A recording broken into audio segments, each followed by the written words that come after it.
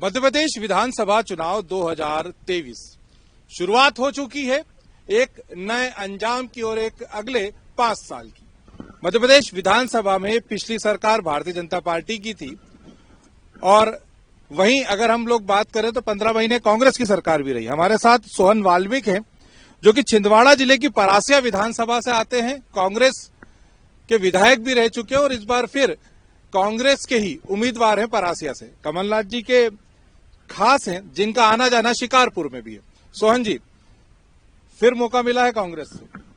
मैं कमलनाथ जी को धन्यवाद देता हूं और मेरे विधानसभा परासिया के मतदाताओं ने मुझे हमेशा आशीर्वाद दिया है और ये मुझे उम्मीद है कि इस चुनाव में भी पूर्ण रूप से मुझे मतदाताओं का आशीर्वाद होगा और पुनः हम लोग विजय हासिल करेंगे।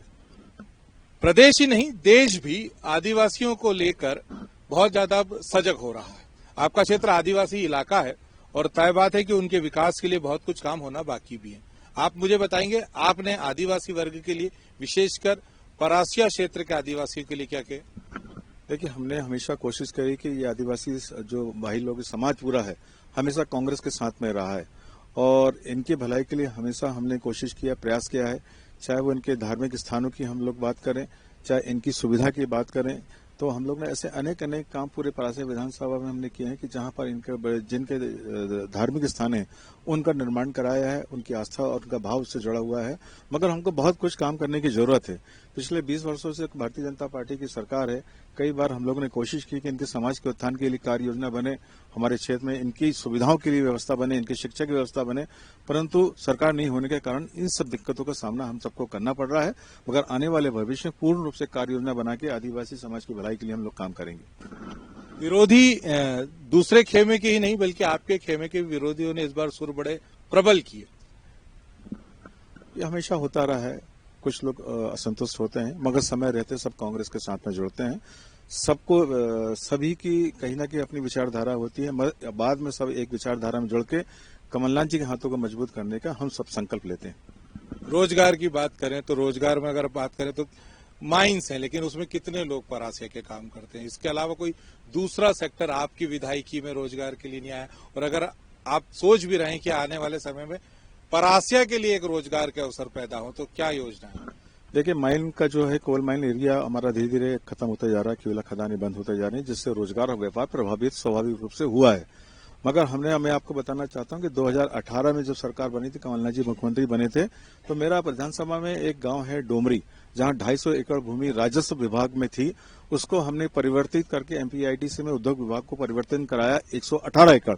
उसका मुख्य रूप से यही कारण था कि हमने जमीन जो उद्योग विभाग को आवंटित करी थी कि कोई ना कोई बड़ा इंडस्ट्री आएगी जिसके चलते वहां रोजगार बनेगा, मगर सरकार गिरने के कारण वो नहीं हो पाया। और जब हमने जमीन आवंटन कराई थी तो 2 उद्योगपति यहां पर आए भी थे, उन्होंने जमीन भी देखा था, और गवर्नमेंट नहीं होने के कारण वहां उद्योग स्थापित नहीं हो सका। मगर भविष्य में हम वहां उद्योग स्थापित करा के लोगों को रोजगार के मुहैया अवसर पैदा करेंगे।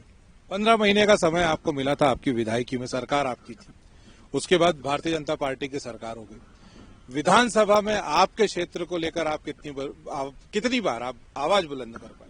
हर विधानसभा सत्र में मेरी पूरी उपस्थिति रही है और मैंने अपने विधानसभा क्षेत्र के लिए जितने भी जो सार्वजनिक काम है, जो आवश्यकता है, उनके प्रश्न लगाए, ध्यान आकर्षण लगाए, शून्यकाल में मैंने अपनी पूरी बात उठाई है और मैंने विधानसभा में बड़े प्रभावक रूप से मैंने कई बार अपनी बात रखी है। परंतु आप सब जानते हैं कि जिस तरीके से भारतीय जनता पार्टी की जो नीति थी वो भेदभाव की नीति थी। उनको ये समझना चाहिए था कि प्रदेश की जनता के हित में जो काम करना चाहिए, चाहे वो भाजपा का हो चाहे कांग्रेस का, उस भेदभाव के कारण मेरे क्षेत्र में काम नहीं हुआ। मगर मैंने अपनी जवाबदारी पूरी निष्ठा के साथ में उठाया है। विधानसभा में हर बार मैंने अपनी बात रखी है। सोहन जी, आखिरी सवाल, जीतने के बाद वो 3 पहले काम जो करना चाहो? सबसे पहला काम तो मैं रोजगार का करूंगा, जो मेरे क्षेत्र में कोई बड़ा उद्योग स्थापित हो जिससे महिलाओं को और नौजवानों को रोजगार मिले। दूसरा, एक स्वास्थ्य व्यवस्था को हम लोगों को बनाना और शिक्षा की व्यवस्था बनाना है।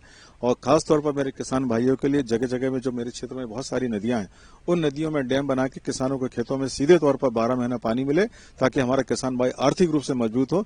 ये मेरी कोशिश, मेरा प्रयास होगा। स्वास्थ्य, शिक्षा और रोजगार, ये मेरी कोशिश रहेगी।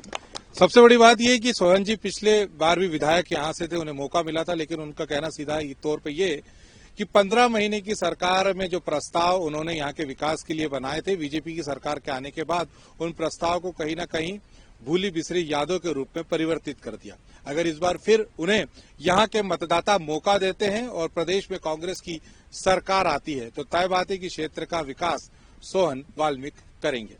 कैमरामैन जुबेर के साथ मैं विनीत श्रीवास्तव, ग्रामीण भारत टीवी। खबरों में बने रहने के लिए ग्रामीण भारत टीवी को सब्सक्राइब कीजिए और बेल आइकॉन दबाना ना भूलें।